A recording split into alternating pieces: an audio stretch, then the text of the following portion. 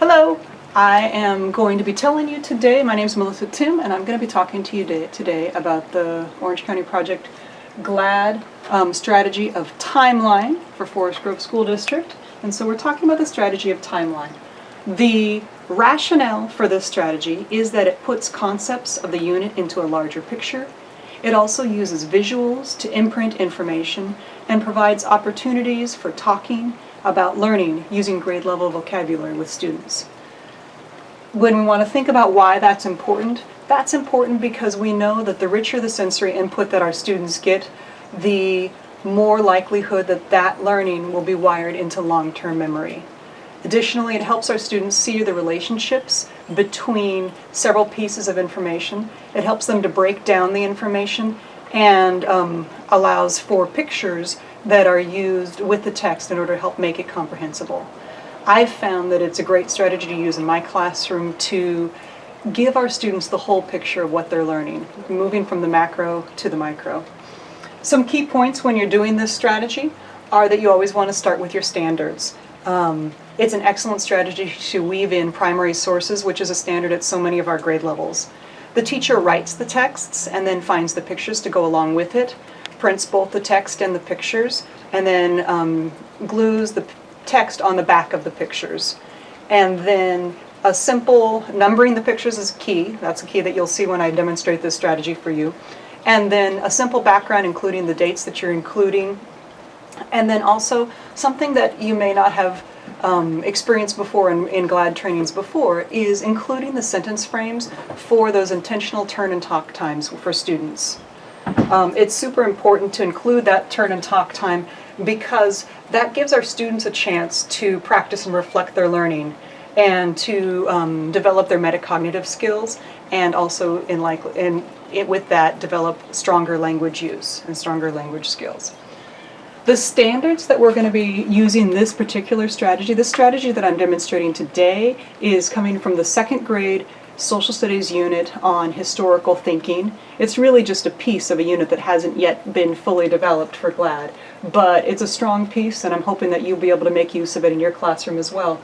So the standards for this particular strategy that I'm doing are differentiating between events that happen in the recent and distant past, looking at a timeline, generating questions using historical sources, thinking about how events of the past and people of the past influence the present, and thinking about those cause and effect relationships. When I'm planning units, especially social studies units, another resource I like to look at are the 2016 social justice standards. And so when I look at those standards, I'm thinking about the standards of the diversity standard. I want to know about other people and how our lives and experiences are the same and different. I find it interesting that groups of people believe different things in their daily life are lived in different ways. And I know about people who help to stop unfairness and work to make the world a better place for many people. In this particular strategy, you're going to see that T.R. Cornelius is somebody who worked to make the world a better place for those people who are living in the community of Cornelius. So now I'm going to demonstrate for you a bit about Cornelius history. I believe it also reflects into Forest Grove history, and I hope that you enjoy it. So come on this way. Talking to my students now. These are my students because it's cold outside and I want to bring my children outside, and we're social distancing right now. And so, boys and girls, today the signal word that we're going to be using is compare and contrast. So when I say compare and contrast, I want you to do this. Compare, I want you to say compare, finding things that are the same, contrast, finding things that are different. Okay, so let's practice. Compare and contrast. And here my students turn together and they're doing compare, finding things that are the same, contrast, finding things that are different. That is a social distancing way to have students. All right, so now we're going to talk a little bit about the city of Cornelius, past and present. So, we are learning about our town, Cornelius, Oregon. We are learning about the differences between the past and now. The people and the events of the past make up the difference in what happens in the present. Those people and events help to develop our community. We're going to use a timeline of events to think about what has happened in our community. We are going to start at our local library. So I'm putting this here next to number 1, and I have the places where my pieces are labeled in pencil on my background so I don't get confused. Our library is the bottom floor of a 3-story building which was completed in 2019. The library houses more than 30,000 books, movies, laptops, music, and more. It is proud to house the largest percentage of bilingual or Spanish items in Washington County libraries and plenty of bilingual staff to offer support to the diverse needs of our community.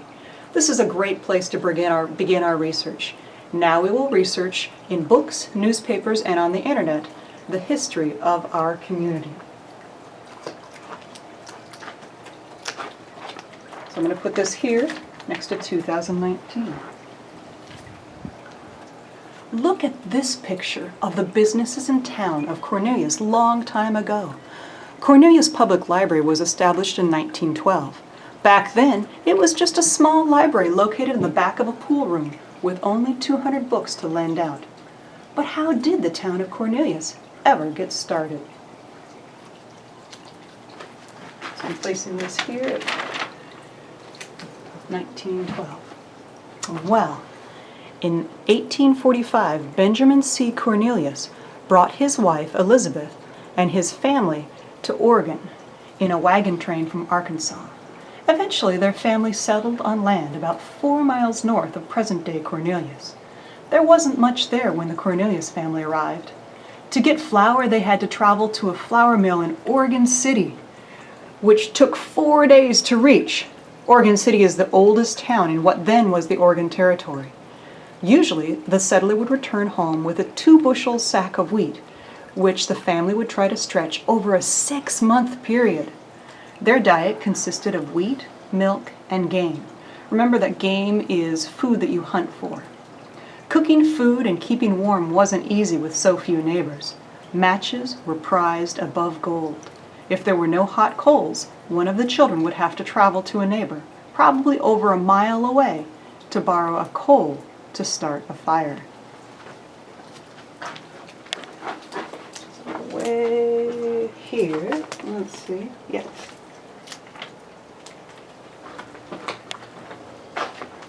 Boys and girls, when you hear the signal word, turn to your partner and then talk to them about our question.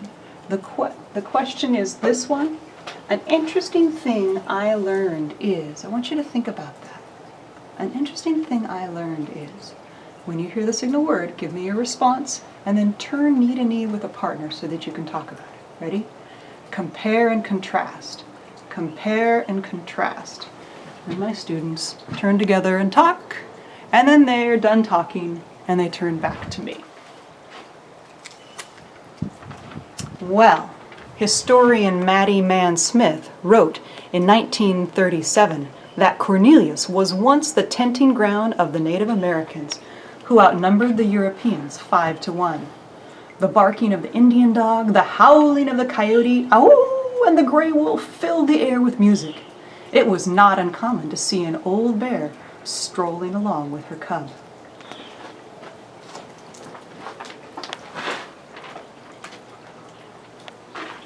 Benjamin and Elizabeth Cornelius' son, Thomas Ramsey, T.R. Cornelius, joined the army for the Cayuse War in 1847 after Marcus and Narcissa Whitman were massacred near Walla Walla, Washington. That same year, he joined the California Gold Rush, boasting of digging up as much as $300 of gold in a single day. He married Florence Wilkes in 1850, and they had 6 children.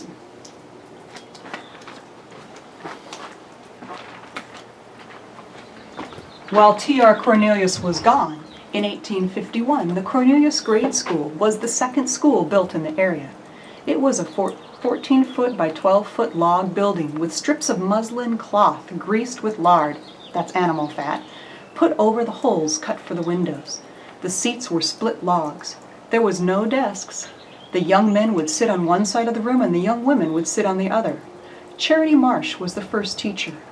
The building in this picture shows the school in 1875. Remember when the first school was built in 1851? That's where we're going to place this, is 1851, even though I don't have a picture from 1851. The picture I have is from 1875. Now, our school, Cornelius Elementary School, is one of 8 elementary schools and 12 schools in all the Forest Grove School District. We have almost 50 staff members at our school, more than 300 students, classrooms with glass windows, desks, and either an iPad or a Chromebook for nearly every student.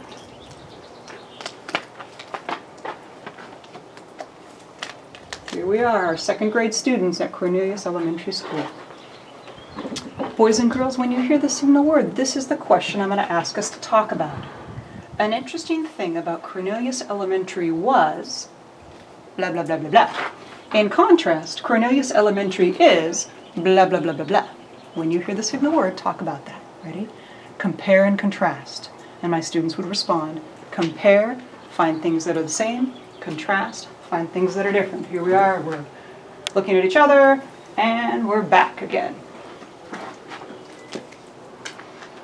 So, now I'm going to summarize some of these for you, just so you understand the flow of the story, but you'll have to see do the whole strategy yourself or look it up online in order to get the whole gist of it.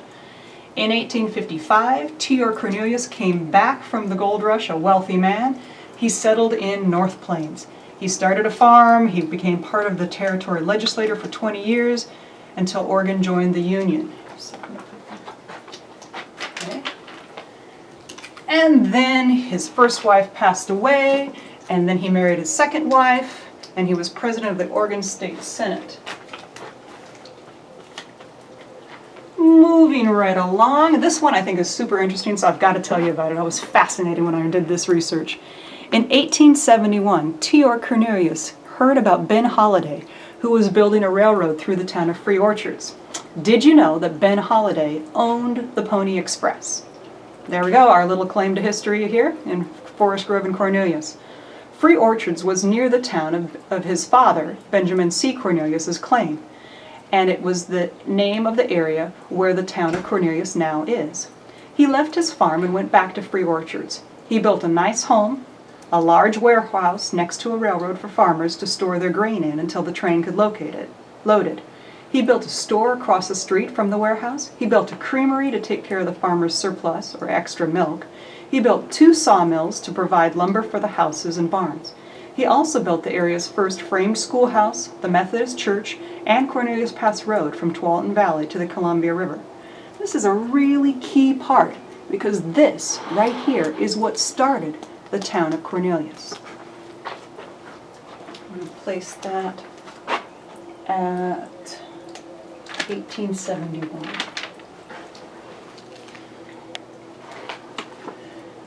Little bit more summary now.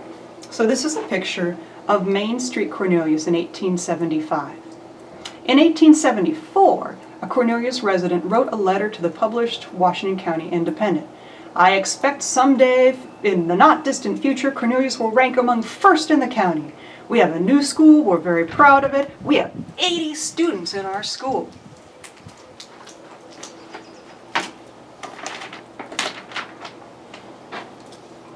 Now, people then and people now are proud of our community. In celebration of Cornelius's 125th years, City Mayor Jeff Dalen wrote, Western Washington County offers a slower pace, small town living, we're close to Portland, there's a lot to like about this place. So that is here. So you can see the things that are the same about Cornelius of the past and Cornelius present. And then in 1893, Cornelius officially became a city. The elected members had a city council. So I'm going to place this at 1893. Did you know that we have a city council now, too? In June of 1899, Colonel T.R. Cornelius died, and the town changed its name from Free Orchards to Cornelius to honor the 28 years he spent building the town.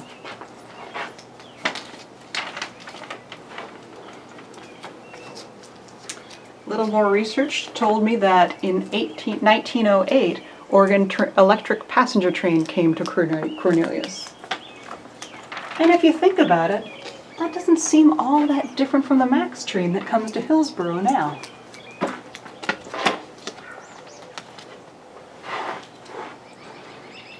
The earliest record of a fire department in the town was 1912. At that time, it was a horse cart and a ladder wagon, both hand-drawn, and there were 22 people. This picture is an example of what that looks like. This is a picture of the fire department, which is now where the new library stands. Okay. I'm going to place this at 1910 because that's the earliest record of a fire department. Now the Cornelius Fire Department is part of the Forest Grove Fire Department, and I talk here about the mission statement.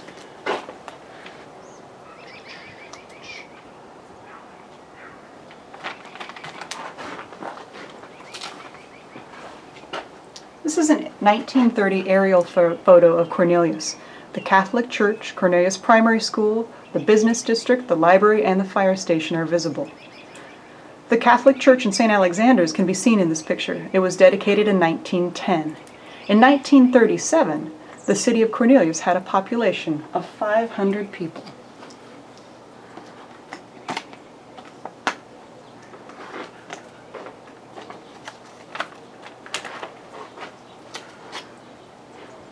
In this picture, we can't see St. Alexander's Church, but much of the rest of Cornelius looks similar to what we now see. Now, St. Alexander's Church has a new building. In the 2010 census, the population of Cornelius was 11,869.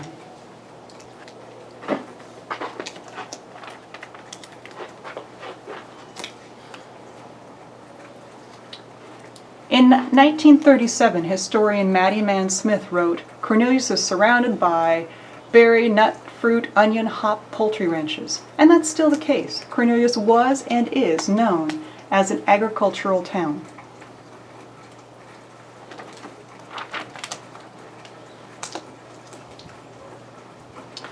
There are some things that are the same about Cornelius long ago and Cornelius now. The people who lived long ago and now are proud of their town. Cornelius was and is an agricultural town, specializing in berries, fruits, and nuts. Long ago, there was a city council, and there is still a city council that helps to decide how the town will be run. Some of the businesses and services that existed long ago, the fire department, the library, the school, St. Alexander's Church, still exist now.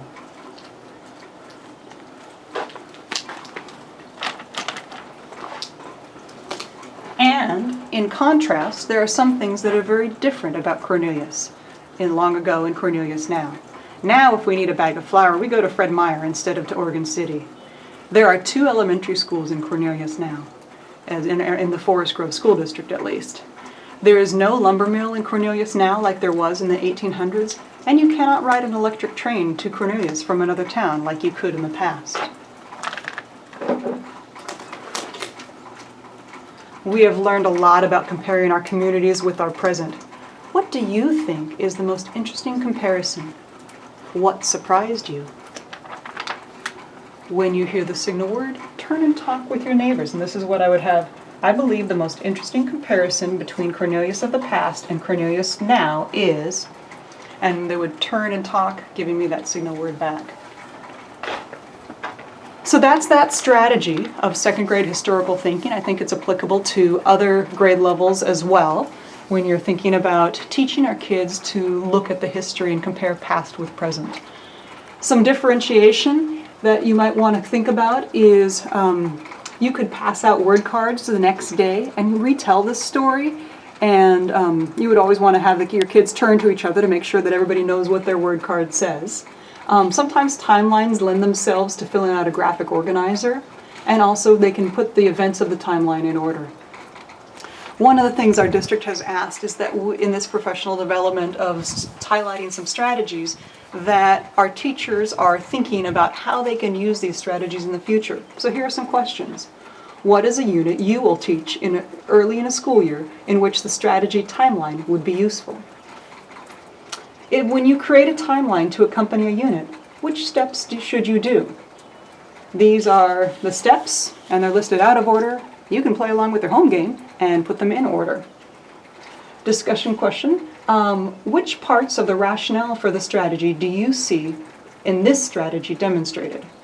So here's a hint. Almost all of these are demonstrated in this particular strategy. I thought you might want to know about some other units that we have in our Forest Grove School District that have the strategy of timeline in them. There is this is the second grade historical thinking strategy timeline. It is available in English and Spanish. You would need to make it for your individual school site. There's a third grade ELD SLD unit on Northwest Temperate Forest. That's available in English and Spanish. There's a fourth grade timeline for Lewis and Clark that is available in English, and a fourth grade timeline for Northwest Natives that is available in English and in Spanish. In fifth grade, there's a civil rights movement timeline that is actually part of a novel study created by Tisa Metter and Laura Mannon. Contact them if you're interested in that. That timeline is in English, and there's a sixth grade ancient civilizations timeline that is in English and Spanish. So I just wanted to thank you for taking this time with me. I hope it's helpful to you, and feel free to contact me if you have any questions. Bye-bye.